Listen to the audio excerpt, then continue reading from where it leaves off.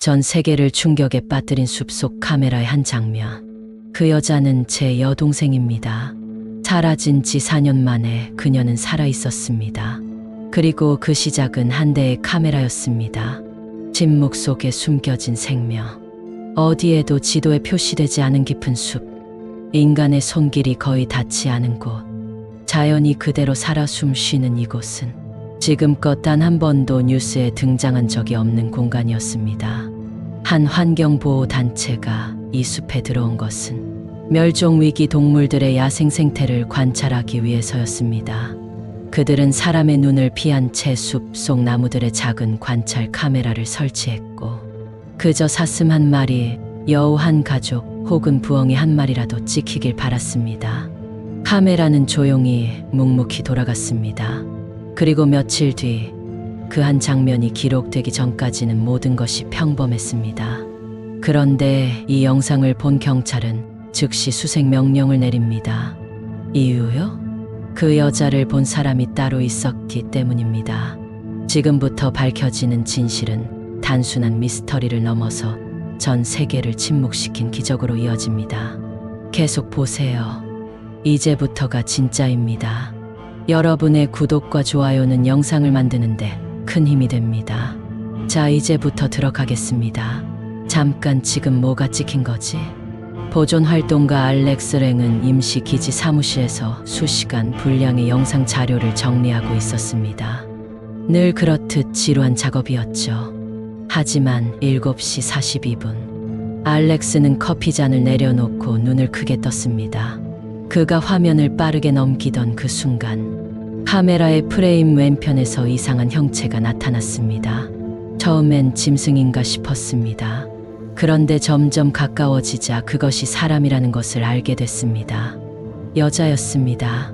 검은 옷, 맨발, 감정 없는 눈빛. 그녀는 마치 무언가에 홀린 듯 숲속을 천천히 걸었습니다. 검은색 수영복 같은 차림, 맨발, 그리고 고개는 축 처진 채 앞을 응시하지도 않았습니다. 카메라는 그녀를 정면으로 비추고 있었지만 그녀는 단 한 번도 렌즈를 쳐다보지 않았습니다. 그 모습은 너무나도 비현실적이었고, 알렉스는 마치 공포영화의 한 장면을 실시간으로 보는 것 같은 기분에 휩싸였습니다. 그녀는 잠시 멈춰 뒤를 돌아보더니 다시 걸음을 옮겼고 곧 그림자 속으로 사라졌습니다. 전 세계에 퍼진 단 한 장면. 알렉스는 상사 마리아에게 영상을 즉시 전달했습니다. 그리고 그 영상은 곧 지역 경찰에 공유되었고 어딘가에서 유출되어 인터넷에 퍼지기 시작했습니다. 결과는 폭발적이었습니다. 단 하루 만에 수백만 뷰를 기록했고 전 세계 언론이 주목했습니다. 귀신이다. 예술 퍼포먼스다. 실종자일지도 모른다. 수많은 추측과 루머가 난무했고 카페와 유튜브, 포럼에는 밤새 논쟁이 벌어졌습니다. 하지만 그 누구도 진실을 말하지 못했습니다. 그 영상 속 인물 제 여동생입니다.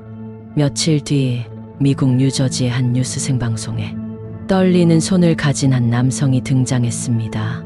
그는 방송 중 카메라를 향해 말했습니다.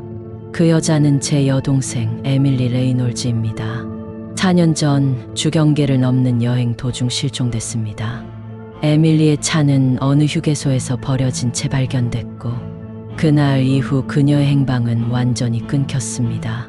실종 수사는 6개월 후 종결되었고 가족은 절망에 빠졌습니다. 그런데 지금 그녀가 살아있는 모습이 카메라에 찍힌 것입니다. 총동원된 수색 작전, 그리고 침묵. 경찰은 드론, 탐지견, 수색대, 헬기까지 동원해 숲을 뒤졌습니다. 그러나 아무런 단서도 없었습니다. 발자국 하나, 물건 하나, 아무것도 없었습니다. 그녀는 다시 그림자 속으로 사라졌고 숲은 이전처럼 조용하기만 했습니다. 사람들은 점점 절망하기 시작했습니다. 그녀는 실제로 살아있었을까? 카메라 오류는 아닐까? 심지어 오빠 칼조차 자신의 확신을 의심하기 시작했습니다. 그때 알렉스가 다시 나섰습니다. 알렉스, 숲의 퍼즐을 풀다. 그는 수백 번 영상을 돌려봤습니다. 프레임마다 정지시키며 주변의 특징을 비교했고 다른 카메라들과의 좌표도 확인했습니다. 며칠 후 그는 그녀가 걸었던 숲길을 찾아냈습니다. 거기는 덤불과 나뭇가지에 가려져 평범한 시선으로는 절대 찾을 수 없는 곳이었습니다. 알렉스는 외부와 단절된 그 길을 혼자 걸었습니다. 팔은 긁혔고 옷은 찢어졌으며 벌레와 습기에 시달렸습니다. 하지만 그는 멈추지 않았습니다. 그리고 그가 그곳을 발견합니다. 오래된 오두막 그리고 덩굴과 이끼로 뒤덮인 나무 판자집. 20년은 넘게 버려진 듯한 그곳. 문을 조심스럽게 열고 들어간 그곳엔 먼지 낀 담요 몇 장과 낡은 의자 하나, 그리고 구석에 웅크리고 앉아있는 여성이 있었습니다. 그녀는 머리를 숙이고 있었고 누가 들어오는지도 인지하지 못하는 듯 했습니다. 알렉스는 조심스럽게 다가가 에밀리하고 이름을 불렀습니다. 그녀는 몸을 움찔했고 천천히 고개를 들었습니다. 눈 속엔 공허함과 동시에 누군가를 알아보는 눈빛이 담겨 있었습니다. 그녀는 살아 있었습니다. 그리고 처음으로 눈물을 흘렸습니다. 기억 속에 갇힌 4년. 병원으로 옮겨진 에밀리는 말랐고 탈수 상태였으며 정신적으로 극도로 불안정했습니다. 의사들은 그녀가 지속적인 정신적 외상 상태였다고 진단했습니다. 그리고 그녀는 단 한마디만 반복했습니다. 무언가가 날 그 숲에 잡아뒀어요. 누군가였는지 그녀 자신의 정신이었는지는 끝내 밝혀지지 않았습니다. 오두막 안에는 채집한 열매 껍질 몇 개와 빈 플라스틱 병 외엔 아무것도 없었습니다. 가족 그리고 복원. 오빠 칼은 그녀의 손을 잡고 말했습니다. 괜찮아. 내가 기억하지 않아도 좋아. 우리는 다시 만났고 이제 내 곁에 있을 거야. 그녀는 오빠를 바라보며 4년 만에 처음으로 미소를 지었습니다. 세상은 여전히 그녀의 기억에 대해 궁금해했고 수많은 인터뷰와 취재가 줄을 이었지만 오빠는 그녀를 지키기로 했습니다. 이제 그녀는 다시 살아가야 하니까요. 알렉스의 독배. 사건 이후 알렉스는 종종 그 숲을 찾습니다. 무서워서가 아닙니다. 감사함 때문입니다. 그 숲은 하나의 생명을, 하나의 가족을 세상에 돌려주었습니다. 그리고 그는 종종 생각합니다. 어쩌면 그녀는 누군가에게 발견되길 바랐던 걸지도 몰라요. 그 카메라가 찍은 그 단 하나의 프레임은 단순한 기록이 아니었습니다. 그것은 구조 요청이자 희망의 흔적이었습니다.